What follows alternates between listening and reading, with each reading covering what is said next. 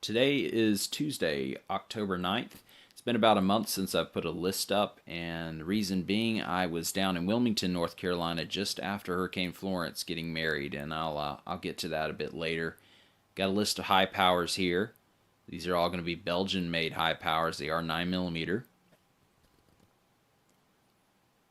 And unlike the last list, these are cosmetically not nearly as nice. These have definitely been used. They're surplus and they came out of Israel. What is nice about them is the import mark has been moved from the slide to the front strap there, so it's in a much more out of the way area. And the price has gone down on them a bit, which is nice.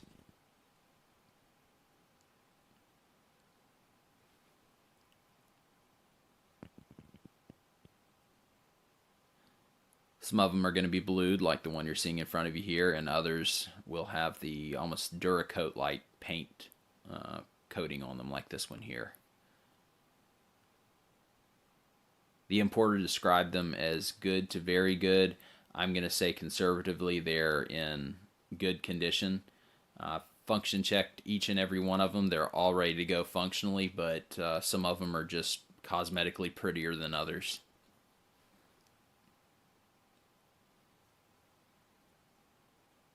And this last one here is a neat Syrian contract. This was actually captured during a war between Israel and Syria. That's how it got imported here from Israel. So if you're into that bit of history, those are pretty uncommon.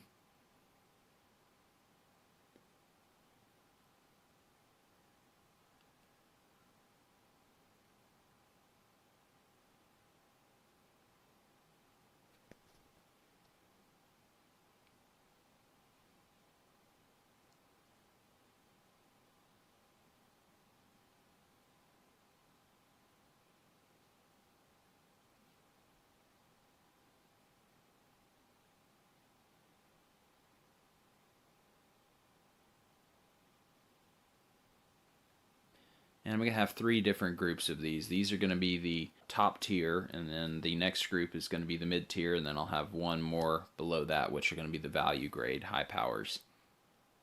And this next group here is the mid tier, so they're not quite as nice, but the price reflects that. They are a bit lower than the first group.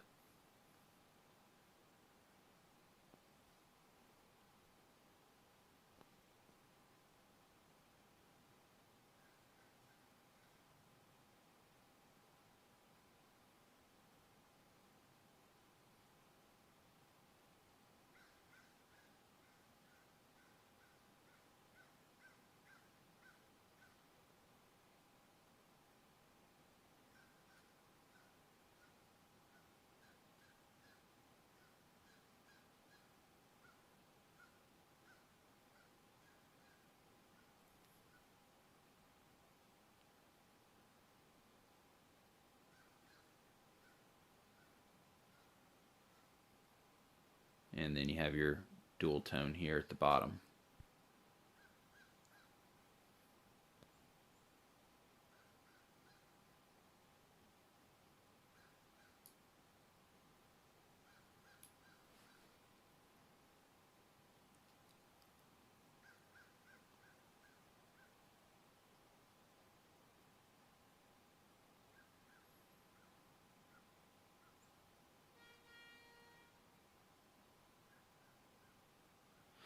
And with the sun being out and there being that glare, you're going to see every little imperfection that each one of these has in the footage. But in person, they're going to look quite a bit better, I'd say, than they do here in this footage. This last group is the value group. They just have a bit more wear than the others. But if you're wanting a great little trunk gun or glove box gun, something you're not afraid to get a scratch on, this would be a great choice. Or if you want a good refinish project, this would be a good choice. Last one here would actually be in the top tier, except there is a malfunction of some sort with the trigger. I've tried messing with the magazine, the safety. The slide feels crunchy, so I feel like there's something in there, a spring or something at fault. That one is going to be discounted.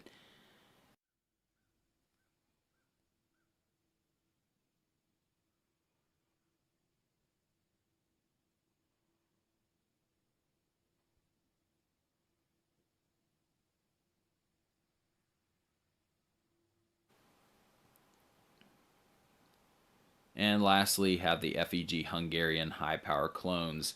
If you don't want to spend the big bucks to get a Belgian made high power, this would be a great choice for you. They're not pretty to look at, but functionally they're great.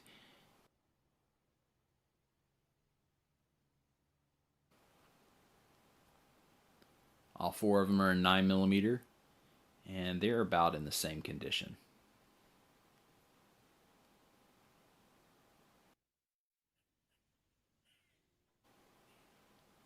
And this list will be available Wednesday, October 10th, 10 a.m. Eastern Standard Time. You can visit the website, themossandcrate.com. You click on the shop page and you'll get the prices, pictures, and description for each item. If you have any questions at all, just message me through the website and I'll get back to you as soon as possible.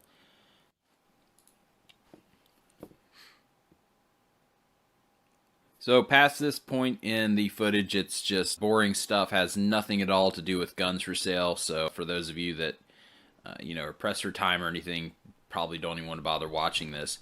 I did get a couple emails from people asking, when a new list was going to go up, where I've been, am I closing, things like that. I was actually down in Wilmington, North Carolina, just after Hurricane Florence, getting married on the USS North Carolina, which is a World War II battleship. I've got more than a few family connections to this ship, as well as I've been in love with this thing since I went on it when I was a kid, and I've probably been on it 30 times since. It is literally the most amazing piece of history you will ever be able to get on, touch, anything. So if you are in North Carolina or ever plan to go to North Carolina, it's definitely worth the trip. You'll spend at least a few hours, and that's if you're going fast from one end of the ship to the other, because it is a floating city. It has literally everything you would expect to find in a city. It has a store or two aboard it. It has a ice cream parlor, a barber shop, even had its own newspaper and newsroom that they did aboard the ship each week. So it's a really neat piece of history, and it had seen quite a bit of World War II. In fact, it's the most decorated of any U.S. battleship, has the most battle stars of any U.S. battleship during World War II. But as you can see here, the footage is not exactly professional at all. I just, you guys had been hearing me constantly talk about, hey, I'm getting married, hey, I'm getting married, hey, I'm getting married. And every once in a while I'll be like, hey, I'm getting married, but I can't tell you where, but trust me, it's cool. So now you finally know. I just wanted to share this with you because we really do appreciate you helping out my family, because whenever you purchase from me, it's literally going to keeping the roof over our head and doing awesome things like this. So thank you to everyone who's been a customer over the years, and hopefully to new customers. We really did not know if this was going to happen or not, because with Hurricane Florence hitting Wilmington directly, the entire town, especially the downtown where the ship was flooded. And the ship, which probably could survive Category 5 hitting it directly, was totally fine. But everything around it, including the bridges, the roads, the parking lots, the buildings, all of that was not. So, it would be fine one day, and the next day the high tide would come in and it would flood all over again. The people down there just went through hell. For a Category 1, it brought a lot of rain with it, because that storm just came over the city, or the area really, and just stalled and just sat there and dumped rain constantly. Only 140,000 pounds. Big ass exhaust, and you got the turbines over there. Imagine how freaking loud it would have been in here and hot. Oh god. Lubricant oil tank.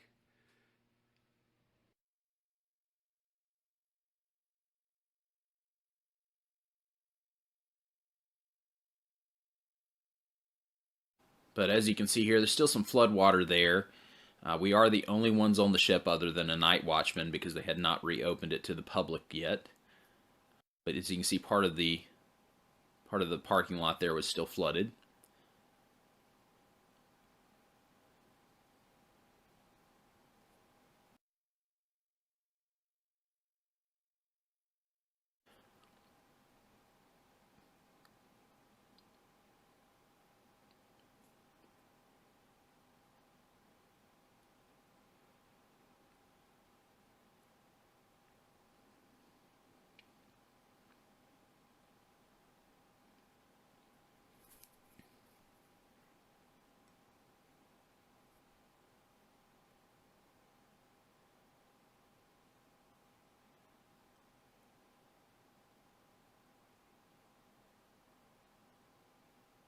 it is incredibly tight in there. How these guys manage to work, let alone under combat conditions, is beyond me. It's amazing.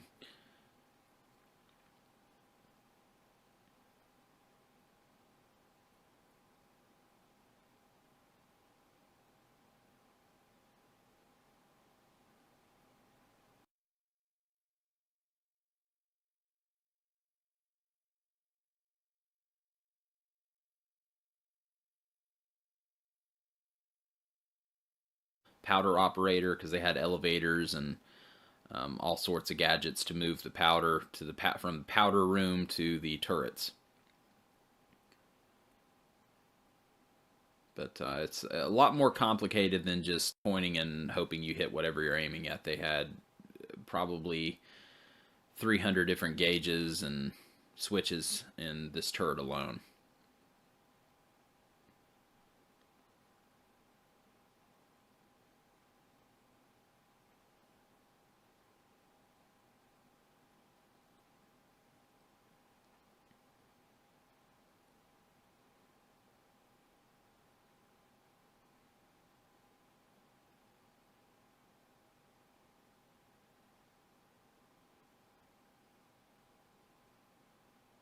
Anyhow, yeah, so the ship is back open as far as I know now. So if you are down in North Carolina, it's definitely worth a visit.